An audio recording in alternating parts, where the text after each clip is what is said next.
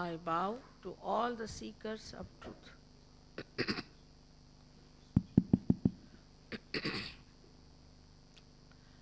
At the very outset, we have to know that truth is what it is.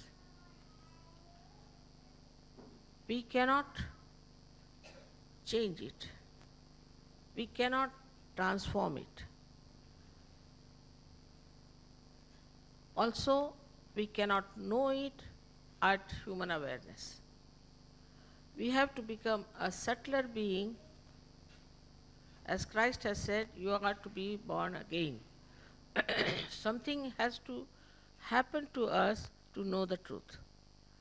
It's obvious that we do not know the absolute truth. If we had known the absolute, there would have been no quarrels, no fighting, no problems. But we don't know. And that's why we have committed so many mistakes. When we look at the science, what we find, we have crossed over all the limits and have created horrible giants to kill us, like hydrogen bomb, oxygen bomb. Even when we look at religion then, what we find in the religion, that whatever is preached, whatever is the framework, whatever is said, is excellent, is wonderful. The incarnations, the prophets are all right. But why, while following it, we fail?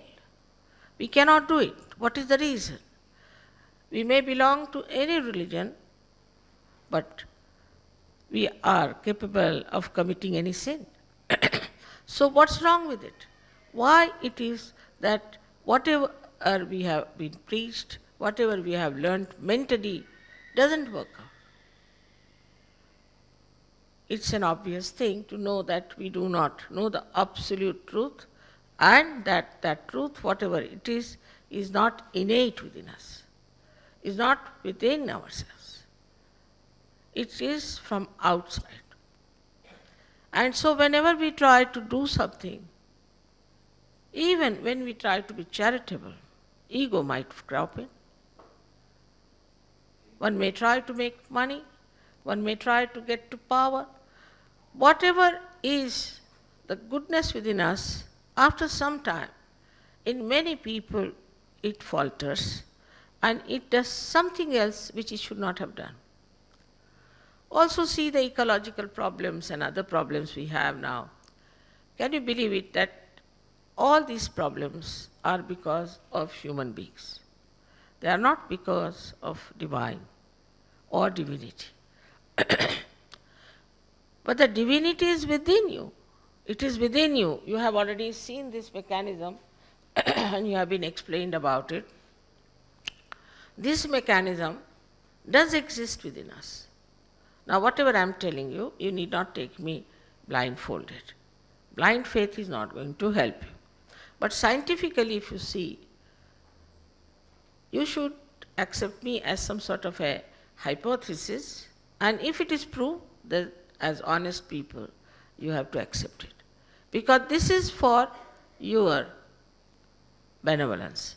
It's for your benevolence of your body, your mind, your life, your family, benevolence of the city, benevolence of Australia, and benevolence of the whole world. So this is a new race of people who have to come up, who are expressing their divinity that is within them. It's all within you. Only thing, you have to get connected with that all-pervading power of divine love of God. If you can get connected with that power, then your divinity will start expressing. For example, see now, these lamps, these lights are there. If they are not connected to the mains, they cannot show the light. This one, if it is not connected to the mains, has no meaning. In the same way, we have to be connected to that power, and that power exists. Whether it exists or not, is better to find out. Instead of that, if you just say, some people do say, there is no God, it's absolutely unscientific. First find out if there is God or not. And then you can say yes or no. In the same way, if there is an all-pervading power, which is doing all this living work, we see beautiful flowers here, we take them for granted. We don't even think, how can this Mother Earth give this color, give this beautiful fragrance? How she creates, we just accept it. Look at our eyes, how beautifully they are made. We never even think how we have become from amoeba to this stage a human being. How it ever happened? Who did all this? What was that power? And that power is this all-pervading power which does all the living work. All the living work that pulsates in our heart, and that is the one we have to get connected to. And this is the reflection within us, is of the Holy Ghost, as we say in the Bible, is this lying in the triangular bone is this power of Kundalini.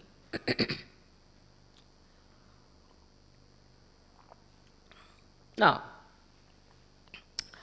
it is this power which works out your self-realization, in the sense it raises itself, awakens, goes through 6 centers, pierces through the fontanelle bone area, which is the actualization of baptism.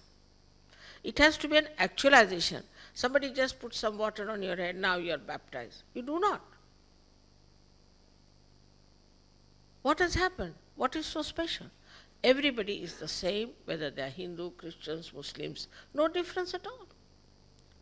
So the difference between a person who is a self-realized and who is not self-realized is tremendous.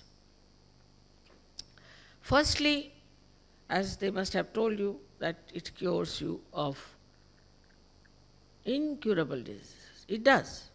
We have 3 doctors in Delhi who have got their MD in Sahaja Yoga for curing incurable diseases. Mostly Sahaja Yogis never get any diseases. But if somebody has, also can be cured if the Kundalini could be awakened and if it can be connected to the maze. Perhaps we are not at all aware as to how many powers we have.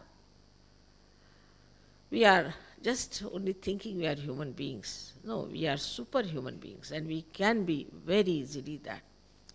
Today, for the introduction, I don't want to say too many things. But tomorrow, I'll be able to tell you precisely what is the nature of the spirit and what it does within us.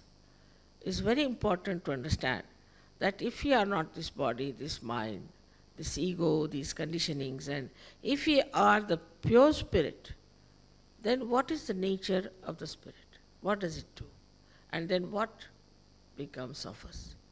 It's said in all the religious books. I am not telling you something new. Only thing what we have to do now is to just awaken within you whatever is said in that, so it becomes part and parcel of your being. Now these people, you can imagine Australians singing Sanskrit song. I will tell you, English ruled us for 300 years. They couldn't say one sentence of Hindi language, leave alone Sanskrit. We had to tell them, if they had to say that, open the door or say, close the door, we had to say some English sentence so that we used to say there was a banker. Means if you say there was a banker, that means close the door. If you have to say open the door, then I said there was a cold day. Otherwise, they didn't know how to pronounce even Sanskrit words. And look at them. How they have picked up such difficult songs in Sanskrit and all that. Not only it's in all languages, and Indians sing English songs and all kinds of Spanish and French and everything. How they have picked up? It is because now they have felt their own powers of absorbing, that is knowledge. Every religion, if you go through, is that you must have knowledge. But knowledge doesn't mean bookish knowledge. This is the point they never understood, that we cannot do with the bookish knowledge. If bookish knowledge was everything, then most of them never went to a university or in any college. Christ never went there. Muhammad Sahib never knew how to read and write. So many people, same with Buddha and same with Mahavira, most of these people never went to any university and learned nothing. So how is it by reading something you become that? Not by reading, but by something happening within you that you achieve that state. And that state is called as a spiritual state of self-realization, where you know about yourself and you know about others. So your awareness, that is human awareness, becomes another greater awareness and new dimension of awareness coming, which we call as collective consciousness.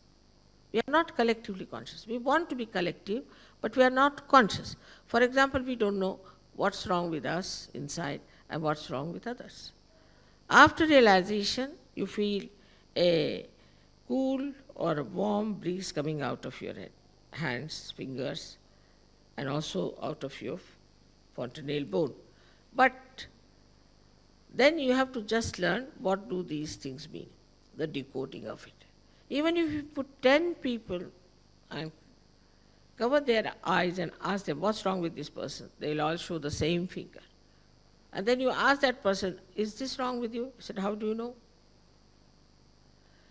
Because you know your centers, which are the fundamental energy centers within us, and you can feel them on your fingertips. Of course, medically, you know that sympathetic nervous system is grown up to your fingertips. That's all. Being honest, doctors can't say much about it. But they do not know anything about the parasympathetic nervous system, which is beyond their control. And honestly, they say that we don't understand parasympathetic. To know parasympathetic, you have to become a realized soul. When the Kundalini passes through the central line, then only the parasympathetic gets awakened and comes into our attention. You become quite capable of curing others, no problem. You become quite capable of curing yourself. But also you become quite capable of knowing others, understanding others, and you know absolute truth about everything. For example, somebody comes from India, just from jail, wears a orange dress, comes here. Everybody believes that person. Whether he's true or false, nobody wants to find out. How will you find out? The way he talks, the way he behaves, everybody will be impressed by that person, naturally. But how will you find out? Only after realization. You can feel it on your fingertips, if this gentleman is false or real. There are many other things one should know also, that a person who asks money is bothered about your purse cannot be God's man, cannot be. Because God doesn't understand money. And you cannot purchase it, so invaluable. How much did we pay to Mother Earth for getting these flowers? She doesn't understand any banking, she doesn't understand any money. In the same way, it is something that is so innate, the living process for which you cannot pay, and you don't have to put in efforts. It is sahaja, means it's born with you, and effortlessly it works out. Only thing is that I have to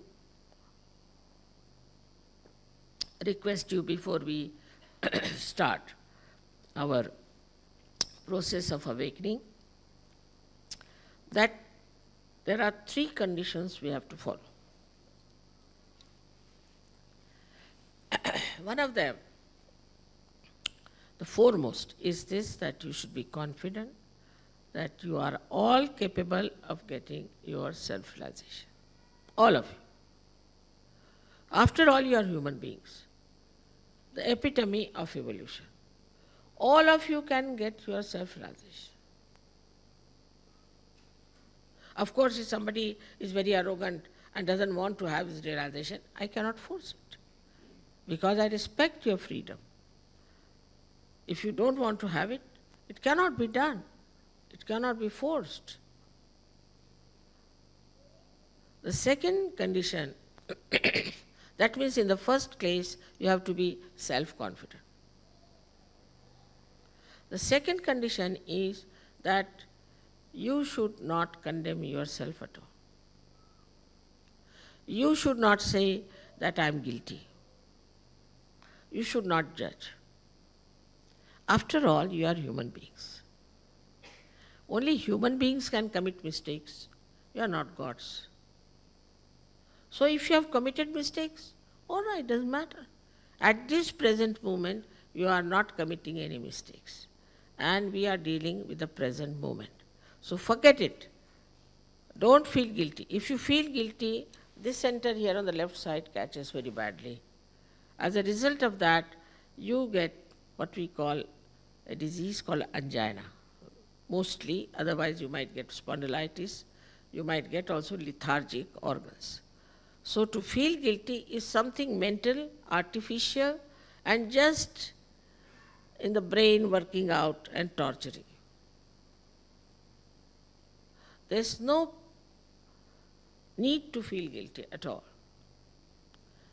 Now the third one is even easier, is to forgive everyone without thinking about them. Is it easy or not? Some people is very, very difficult, but it's not. It's the easiest thing. Now logically let us say, whether you forgive or don't forgive, you don't do anything. What do you do? Think on. Nothing. But if you don't forgive, then you play into wrong hands. Absolutely into wrong hands. But if you forgive and forget, your torture is over. The people who have troubled you are enjoying nicely, and you are torturing for them. So, what's the use of not forgiving? It's again a mental process. Just say, I forgive everyone in general. Don't even think about them, because that will upset you again.